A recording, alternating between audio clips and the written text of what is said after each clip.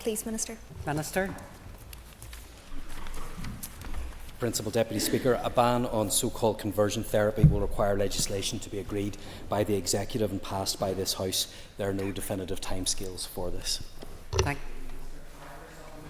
Thank you, Madam Principal Deputy Speaker. I thank the Minister for his answer. Minister, recently a study on conversion practices in Northern Ireland was published, and it showed that 7 out of 10 people had endured conversion therapy via a faith-based practice. Can I ask the Minister what his assessment is of this newly published study? Does he acknowledge the importance of banning conversion therapy, and will he commit to this House to banning it within this mandate? Thank you. The member for her question. In relation to the report, it is one that I have received. I have started it, haven't made the way through it yet. It'll be an important part of the overall evidence base that we have, but it'll be by no means all that we need. So I look forward to taking evidence from a number of sectors so that we can take this legislation forward. Thank you, Principal Deputy Speaker, and I thank the Minister for his answer so far. I appreciate that the Minister is taking views from other sectors. So will the Minister confirm that any considerations will ensure the rights to freedom of speech and freedom of religion are protected? Yes, the member is absolutely right to highlight this. We clearly need to protect people from coercive, abusive and humiliating practices, but that must not be at the expense of freedom of expression, freedom of belief, freedom of religion or freedom of speech. And that's why it's so important that we have a proper definition of what conversion therapy actually is, because I think that's what's tripped people up in the past and led to unintended consequences. I think that's why we have had a number of problems in other legislatures that have been trying to get legislation like this through, but have had to grapple with some of those rights issues as well. So it's important that we do get it right. I call Owen Tennyson. Thank you, Madam Deputy Speaker. Forgive me if I've missed it, Minister, but I'm not sure that you've actually answered the question. Will we see a ban on conversion therapy in your department's legislative programme, and when can we expect to see that legislation in this House? Minister. I say to the member, I don't have timescales for that yet. Obviously, there's another process to go through yet of getting more evidence, of consultation, but ultimately I can't give a timescale because this is something that will need to be agreed by the Executive and then by this Assembly, and that's not something that I'm able to give a definitive timescale around at this point. Call Doug Beattie. Thank you, Madam Deputy Speaker. Minister, in April 2021, this House debated a motion that I brought forward on the harmful practices of conversion therapy, which passed with a clear majority. Therefore, can I ask the Minister to outline in detail what his department has done since that vote was taken? Minister. Well, clearly there has been work ongoing. My predecessor commissioned and funded a report. Academics have taken that forward. I've only just received this report. I understand that my officials have also been working with colleagues in other jurisdictions to learn from their experiences, and there will obviously need to be further stakeholder engagement as we move forward. I call Jim Allister. Given the loose definitions that attend to this subject and the aggressive agenda of some who promote it, does the Minister accept that in any action taken it is vital to fundamentally protect religious freedoms, including the right to propagate and defend scriptural stances? Minister. Well, I think I was clear in my answer to Mrs Erskine that we do need to make sure that any legislation that is brought forward is rights compliant, and therefore we cannot bring forward legislation that puts a prohibition on freedom of expression, freedom of belief, or the right for people to express their religious beliefs either. Sometimes those views may not be palatable to everybody, but in a free society we must have the freedom to express those views even when others strongly disagree with them, and that is why for me the definition of conversion therapy is so important. Called Sean Mulholland. Minister. The recommendations in investing in creative delivery have not yet been implemented, but the foundation of work to develop a comprehensive strategy for the support and development of the culture, arts and heritage sectors will be based upon that work. Sean Mulholland for supplementary. Thank you, Minister. Given we're now more than almost 2 months into the new financial year. Can the Minister give any reassurances to the arts sector about the budget that they are to receive? And will the Minister agree to meet with a group of representative organisations to hear their concerns? Minister. Yes, Principal Deputy Speaker, I'm always happy to meet with those who have concerns or other issues that they want to raise with me. In terms of the budget, I do think it's important for the House to know just how challenging a budget settlement that my department has received. It is going to be difficult in very many areas. However, I have already stated how important I see the arts to be, the impact that they can have on people's development in their lives, especially young people. So I'm determined to do everything that I can to support the arts in Northern Ireland. That doesn't just mean supporting in terms of the budget that we have, but also helping to see other funding sources that are available to help the arts, and that is a conversation that I had in a recent UK Government Ministers meeting and other devolved administrations as well. Scotland has been very effective at finding other ways to support the arts. I want to see that replicated here as well, so that we're not just dependent upon the funding that's coming directly from this department. Call Matthew O'Toole. Deputy Speaker, Minister, we often spend time in this chamber comparing ourselves to down south or across the water. One area where there is no comparison is in relation to arts funding. We spend less than half of what Wales spends, which is the lowest spender in the UK. We spend a fifth of what the Republic of Ireland spends on arts, and over the last decade the arts sector has had their budgets repeatedly slashed. I understand budget pressures are where they are, but can I ask if the Minister will look creatively at other sources of funding, for example shared island funding, for example financial transaction capital, or even would he agree to ask the Economy Minister and Finance Minister to discontinue our subsidisation of non-existent flights for £2.5 million per year to North America so that we could give that money to our struggling artists? Look, any of those questions? Well, look, obviously it's not for me to encroach on the work of other government departments. However, I do agree that there is a disparity in terms of what we spend on the arts. The members quoting the Arts Council or equivalent bodies, we do spend a little bit more than that in some of the other sectors, but I do take the point that our spend here is lower, and it's not the fairest comparator, but I think it does indicate and is a consequence of the funding cuts that have taken place over a number of years. So I absolutely want to be in a position to protect the arts, and as the member has alluded to, I am looking for alternative sources as well and other ways in which we can support the arts to be sufficient and other income streams where possible. I call Keith Buchanan. Deputy Speaker, thanks Minister so far for his answer. Minister, do you recognise the need to ensure that arts funding is distributed in a fair and impartial manner across Northern Ireland, including rural areas and the support for marching bands? Yes, absolutely. I do. I don't think that the arts should be the preserve of any one community, or any one area, or any one town or city. I want to support the arts right across Northern Ireland. I want to ensure that we can support the development of the arts, the sustainability of the arts, and encourage them to develop in areas perhaps where they haven't been as strong as they have in the past. That's something that I am committed to doing. The member has specifically highlighted the issue of marching bands. At the end of the financial year, I was able to allocate a small sum of additional money to help marching bands across Northern Ireland, because I understand the value that that brings, especially to young people that might not otherwise be involved in the arts in any other way. I think that's something that should be encouraged, and I hope to be able to see that happening again this year. Call McNesbitt. Speaker, if I heard the Minister correctly, as yet there's been no implementation of the report. So if I may broaden the question, to what extent does he believe creativity in the arts can help deliver high-end programme for government outcomes? Minister.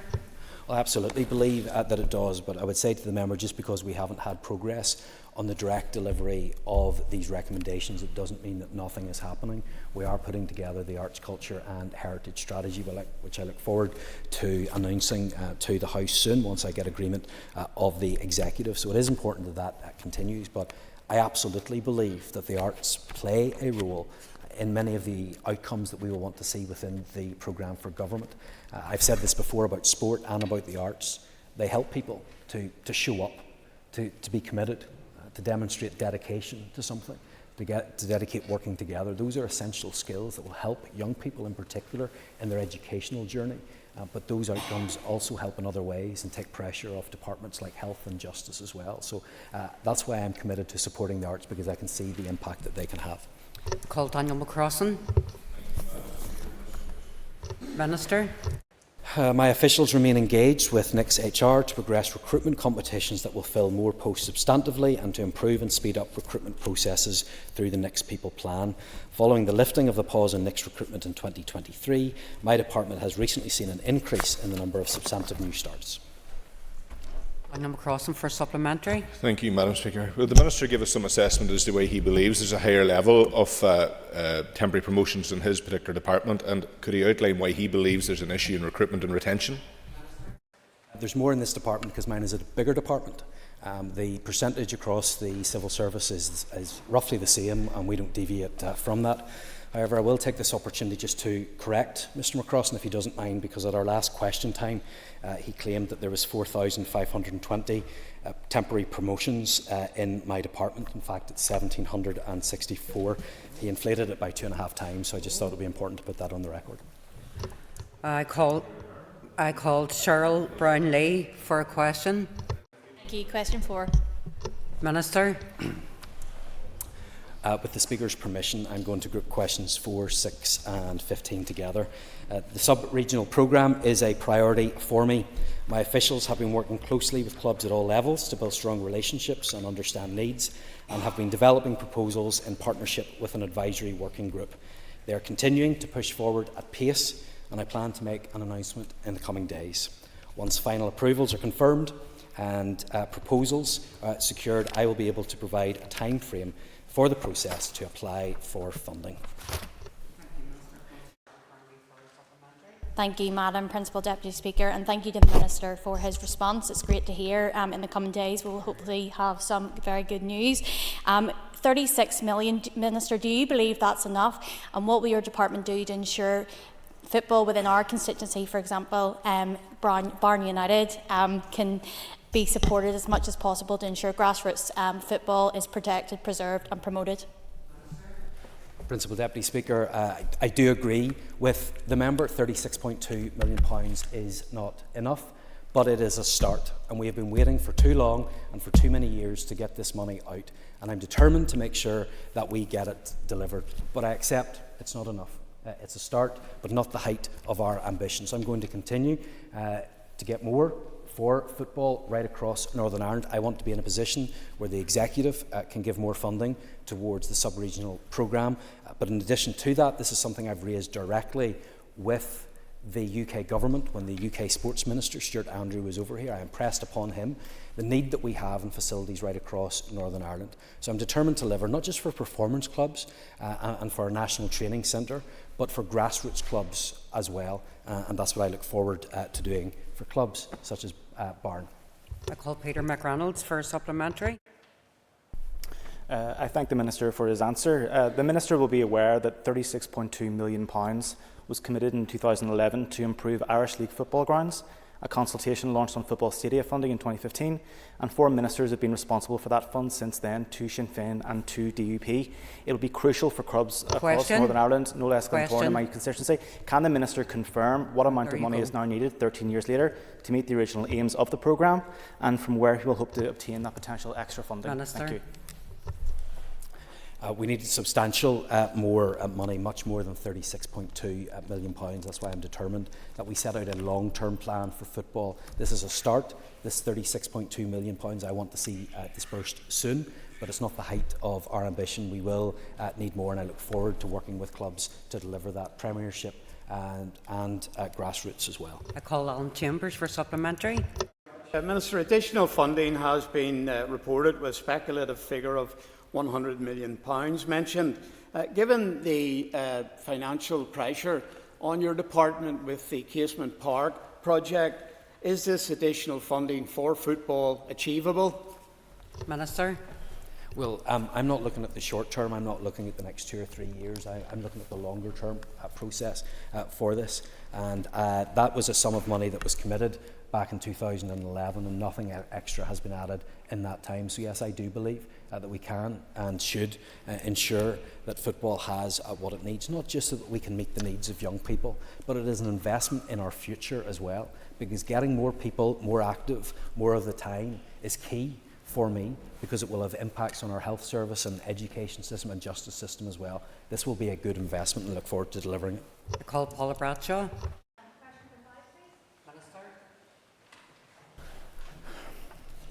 Principal Deputy Speaker, my department invests significant annual grant funding in the region of £6.6 million to support the delivery of independent, community-based advice and debt services to people in our communities right across Northern Ireland. In 2022, my department moved to a minimum 2-year grant funding allocation, which will soon be extended for a 3rd year to assist sustainability and stability of services. Paula Bradshaw for supplementary. Thank you, Minister, for your answer. I visited a couple of advice centres in my constituency recently, and their managers are very concerned that they're going to lose very talented, very experienced advice workers if there's not a firm commitment of continuation funding. Can you advise when they're going to get their letters of offer? Thank you. Well, obviously it's only been in the last number of weeks that I've received the final budget settlement for my department. That is still being worked through. However, she'll be aware of the funding being made available via the UK government for this service. So I hope that will be able to continue, and I hope to be able to give clarity as soon as possible. Colin Gildernew for supplementary. And also, just an acknowledgement of the pressure that staff are under, Minister, can you give us a date when you intend to publish the public consultation in respect of the independent advice and debt policy and delivery framework? Diane, Minister. My officials have worked with the advice sector and engaged extensively with stakeholders to develop proposals for how we will support the delivery of an integrated advice and debt services in the future through our funding, and I expect the consultation on these proposals to launch in the summertime. Diane Forsyth for supplementary. Minister commit to working with third-party providers like Christians Against Poverty, who also play such a valuable role in supporting those most vulnerable within our local communities? Well, I absolutely agree with what the member has said. I have worked with organisations including Christians Against Poverty in my own constituency, and I can see the impact that they have had. So I want to make sure that we can have partnerships and work with all of those who are determined to help address this issue right across Northern Ireland. I think we need to continue to look at best practice elsewhere as well, because I think there are issues with our uptake of debt advice in Northern Ireland, and that's where I think coordination with fantastic organisations like CAP can really make a difference. I call Mike Nesbitt. Minister. I'm delighted to hear that Northern Ireland will play host to its first ever test match when Ireland takes to the field against Zimbabwe at Stormont during this coming July. And we know how important this is, what a feather in the cap it is for Northern Ireland as well. Sport NI's Chief Executive has confirmed that over the past 5 years, a total of just under £1.4 million has been provided to Cricket Ireland as the governing body for cricket. In addition, a total of 151 service days for sporting expertise has been provided since 2021 to Cricket Ireland team members. I welcome any contact from Cricket Ireland to discuss their plans. However, I would stress that there still is uncertainty regarding my department's budget allocation and what additional support could be provided. Call Mike Nesbitt for supplementary. I thank the Minister for that answer. Just to clarify, is he basically opening the door for a meeting with Cricket Ireland to discuss the test match and its funding? I'm more than happy to meet with Cricket Ireland. Brian Kingston for supplementary. Principal Deputy Speaker, and wish to ask the Minister, does he agree that we need a longer-term strategy for hosting sporting events in Northern Ireland, recognising our proven track record over recent years, including the World Police and Fire Games, the Giro d'Italia, the UEFA Under-19 Women's Tournament, and this summer the UEFA Under-19 Men's Tournament? Minister.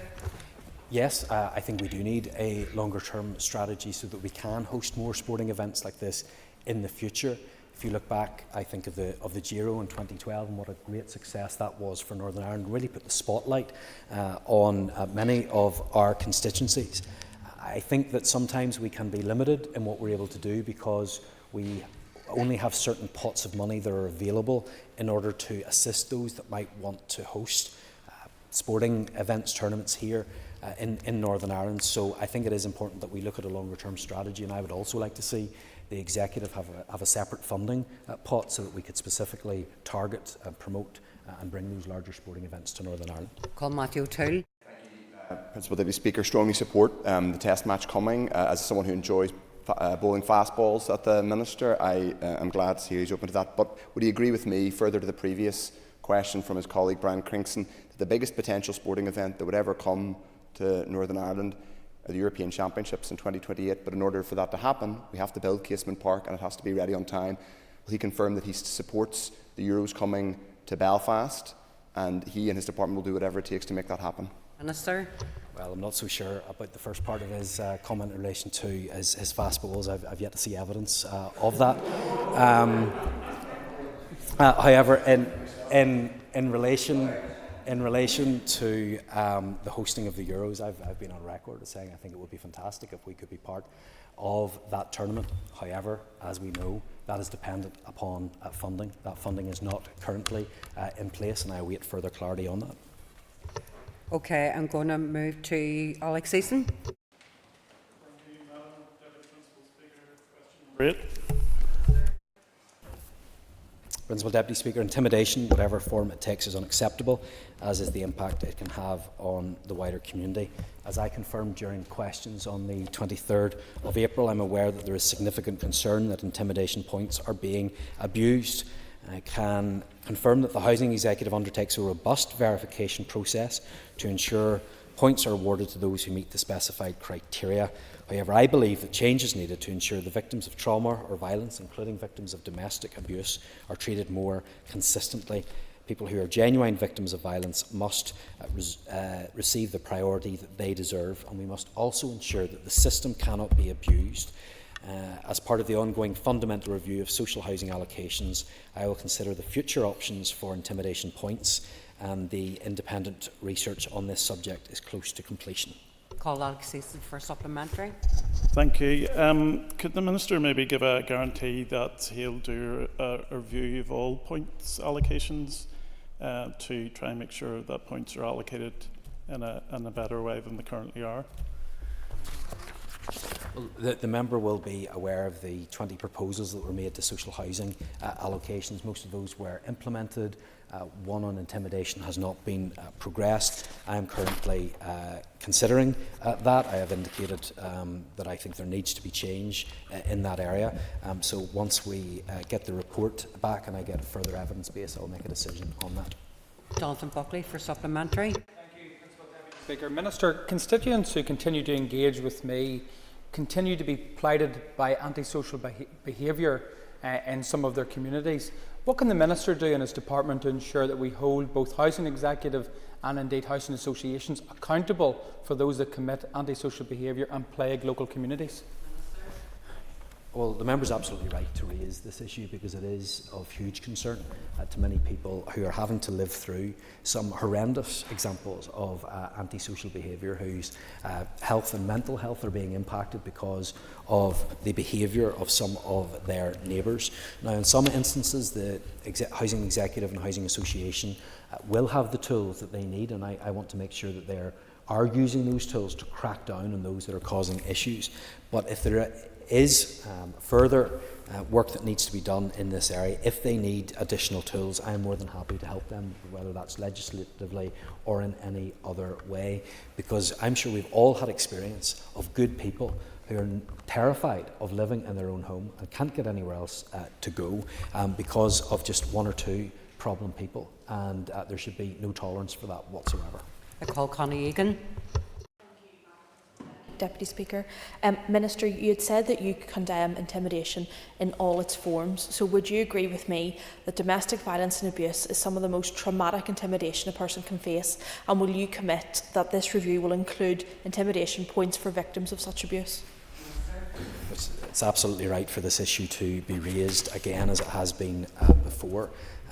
It is horrendous when people are facing threat of violence or violence from those outside their home. It's even worse whenever it's coming from inside their home, and we should not tolerate that in any way, shape or form. And I think that this Assembly has done a good job in standing together and saying it is completely unacceptable, and that is absolutely right that we do that. So of course I want to make sure that people that are facing this horrendous situation get all the help that they need, and that should be incorporated into how we allocate social housing. Call Pat Sheehan. Please. Minister. Ensuring that disabled people in Northern Ireland have the same rights and opportunities as the rest of our community is a key priority for me. I'm currently considering the next steps to be taken in the development of an executive disability strategy, which I intend to be taken forward at pace. This will include consideration of the need for a review and reform of disability legislation, which will include consideration of the benefits to be gained from incorporating the UN Convention on the Rights of Persons with Disabilities into devolved legislation. Final decisions on the timing of the implementation of the strategy will be subject to executive agreement. Call Pat Sheehan for supplementary. Thank the Minister for his answer. Can the Minister give a timeline for the publication of the disability strategy? And can he give a commitment that those who were involved in the co-design process will be given the opportunity to view and comment on it before it goes out to public consultation? Minister. Well, obviously, it's really important that we have those that were helping with the co-design of the strategy be kept up to date with what's happening, and for no other reason than to be a good sounding board for what we eventually come to. So I'm more than happy to take this forward and to discuss this further with those interested parties. I don't have a timeline yet for the disability strategy, but it is something that is important to me and something that I hope that we can progress at pace. Call Neil McAllister for supplementary.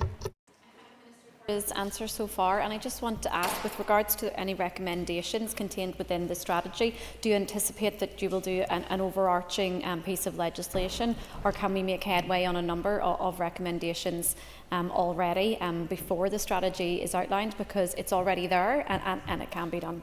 Minister. We don't necessarily need to wait for the strategy for the strategy to be in place before we move forward on some of these issues. Some of these issues are quite straightforward, some of them we can make progress on, and where we can do that, we will do that, and any legislation that follows could potentially be a substantial piece of work, but of course we'll keep members updated and involved in that. Call Robbie Butler.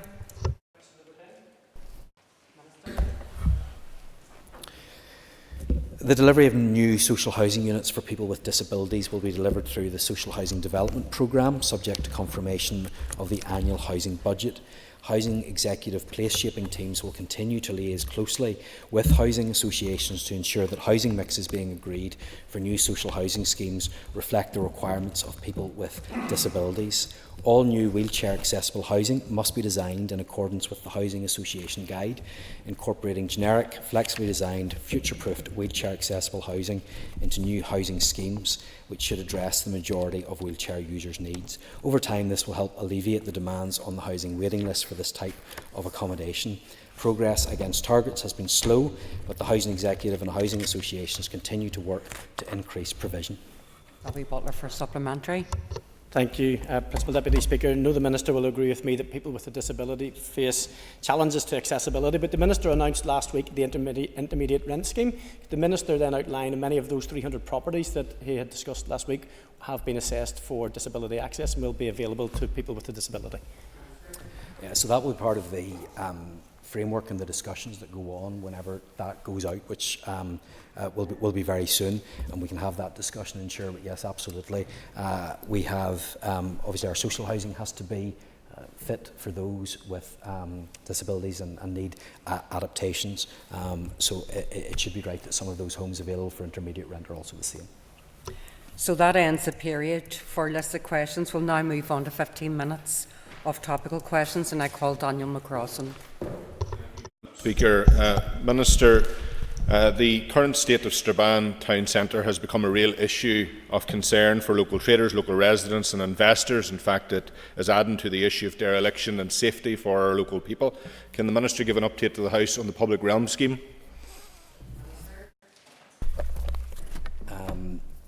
My department is working closely with Derry and Strabane District Council in relation to its city deal proposals for regeneration. The Council have now submitted the outlined business case for the Strabane Town Centre regeneration for approval.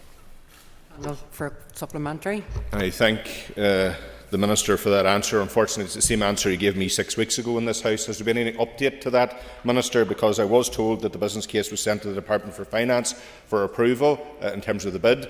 The Department of Finance Minister has come back to me and said they have not received such a bid.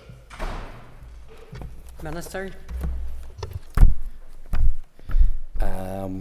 Principal Deputy Speaker, I am happy to get clarity on that for the member. That was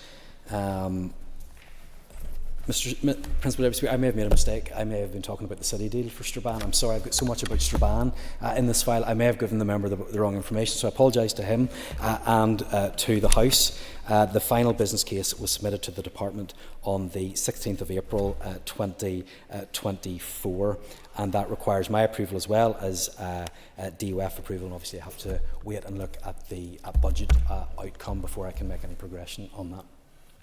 Okay, I call Diane Forsyth. Well, Deputy Speaker, could the Minister please give his assessment of the performance of HED as a statutory consultee within the planning system? Minister. Yes, in terms of HED, the current target for the Historic Environment Division is 75% within 21 days, and I'm disappointed that this has fallen from 54% in 22-23 to 37% in Q3 of 23-24. And whilst this can be attributed in part to issues with the new planning portal, I recognise that this isn't good enough. Diane Forsyth for supplementary. Thank you, and thank the Minister for his response. What's the Minister going to do to improve this? Well, first of all, I do want to accept that I recognise that improvement is necessary and that this isn't good enough. It has fallen well below expectations, and I never want to be in the position where HED is acting as a barrier to development and to growth unnecessarily just because of delays within the system. So I have instructed officials to look at this issue. I want to make sure that they are properly resourced, that they are getting the issues in terms of the interface with the planning portal right. I want to make sure that advice is given to applicants beforehand. But I also think it is important that we implement policy in a reasonable and proportionate way. I believe that we can protect our historic environment without being an inhibitor to growth, and that's really important. Thank you. I call Owen Tennyson. Thank you, Principal Deputy Speaker, and thank you to the Minister for his answers so far.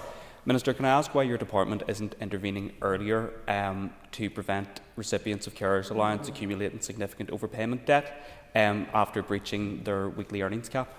Minister.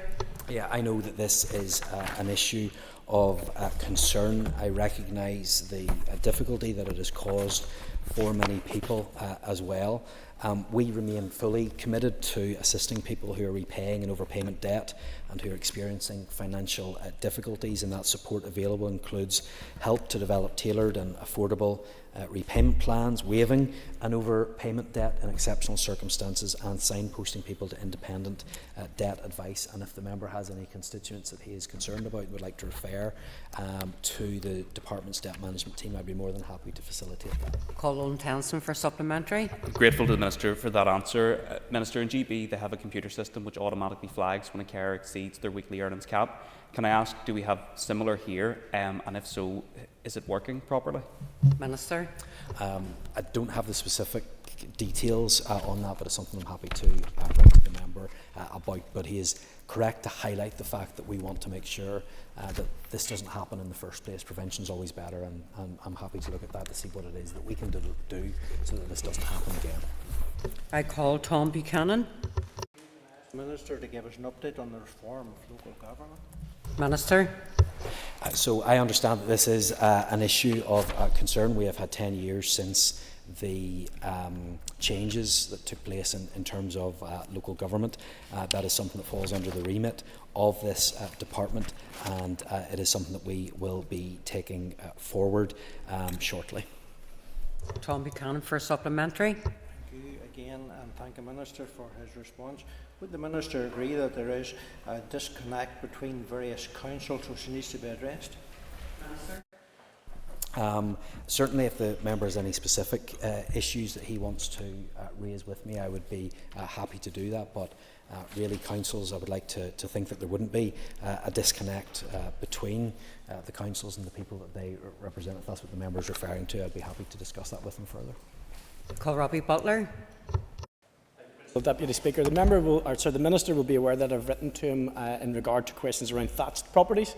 A number of thatched properties, in fact most of them are listed buildings and are protected, and puts an unnecessary burden on the owners. Has the Minister had any negotiations with, for instance, the Minister of Infrastructure in regard to the planning limitations and restrictions? I haven't had any meetings with the Minister of Infrastructure on this yet, but I'm very tempted to. I don't know who is behind this, but a number of members in this House all of a sudden have become very interested in thatched roofs.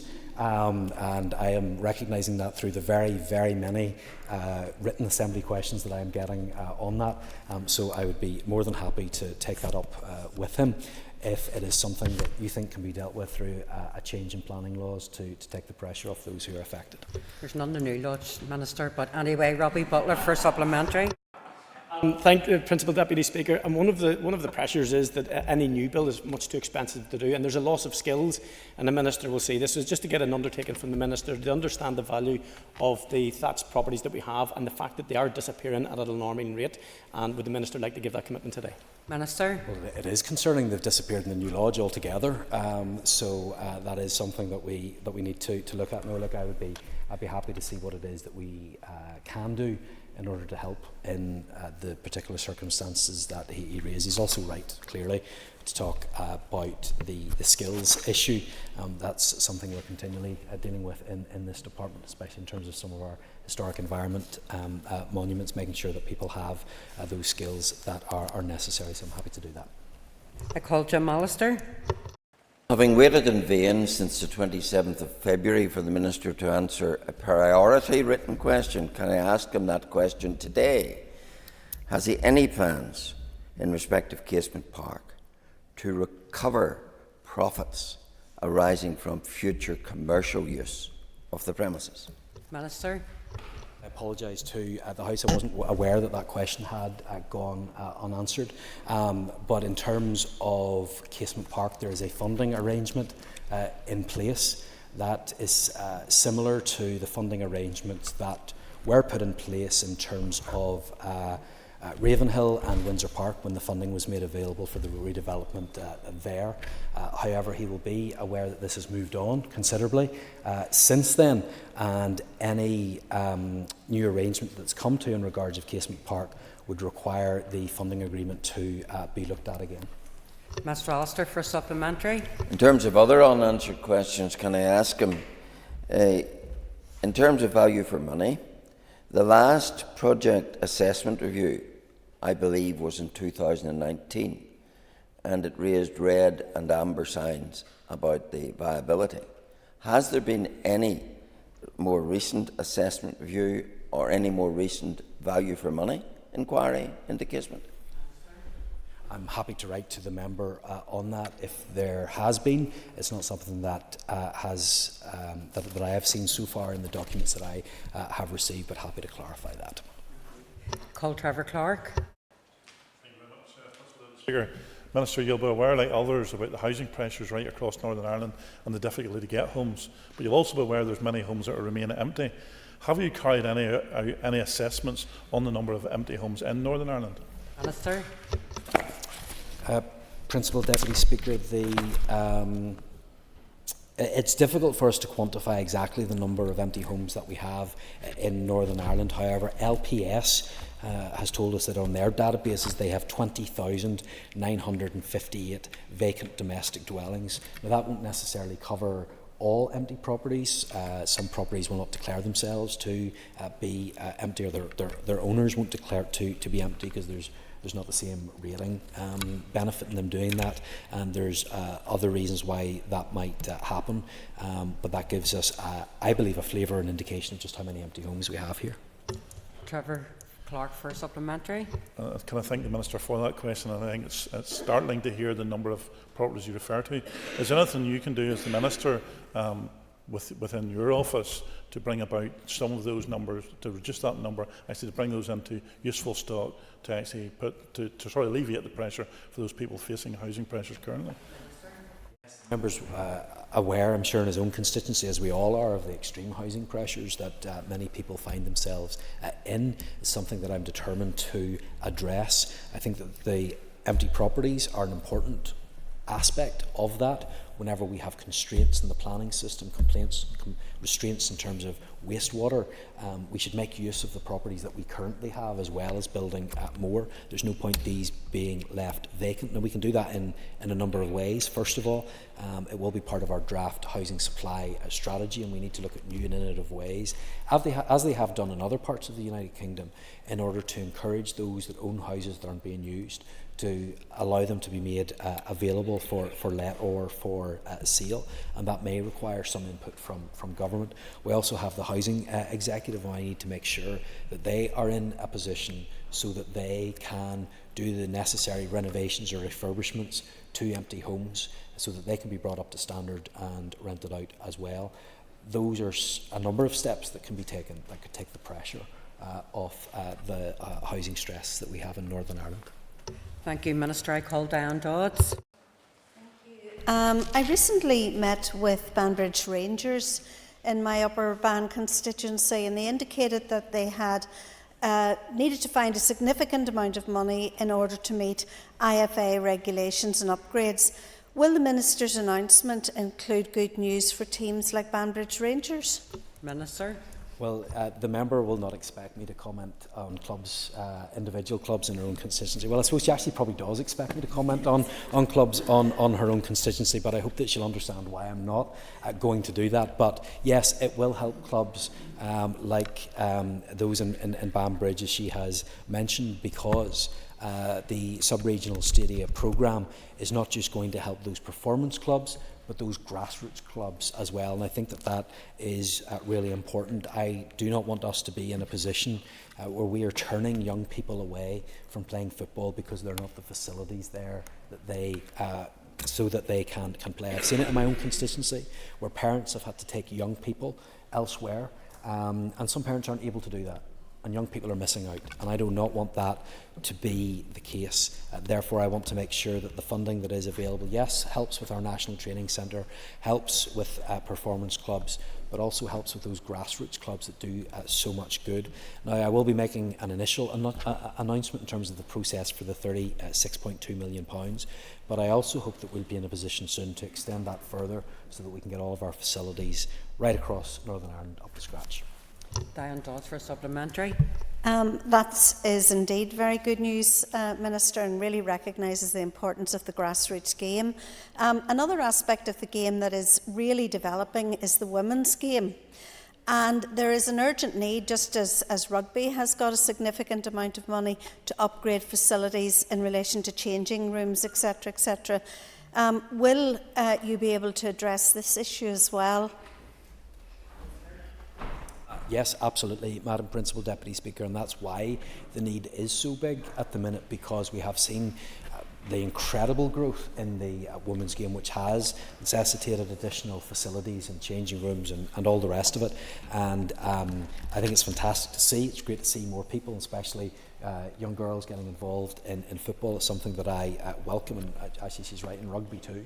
It's seen probably an even greater growth in that game. So it is important that we have those facilities so that we're not in any way hampering or hindering that growth, and that's why I'm determined to deliver for people on this issue. Minister, could I ask you whether your department will provide an uplift in funding to the Supporting People programme, given the inflationary pressures on project delivery and sustainability of services, including homeless services and learning disability providers? Minister, if less than a minute, go for it. Principal Deputy Speaker, I have a huge time and huge support for the Supporting People programme. I think it does an incredible job and helps people that would otherwise need much more serious and much more expensive intervention as well. Budget conversations are ongoing. He will be aware of the very tight budgetary environment that I am operating in, but I do want to be able to help the Supporting People programme because it makes a real difference in people's lives, and it's far more cost effective than what the alternative will be in very many cases. Quick response. And will you also be discussing that with the Housing Executive as well as your own departmental allocations? Yes. Change the table for the next item, please. So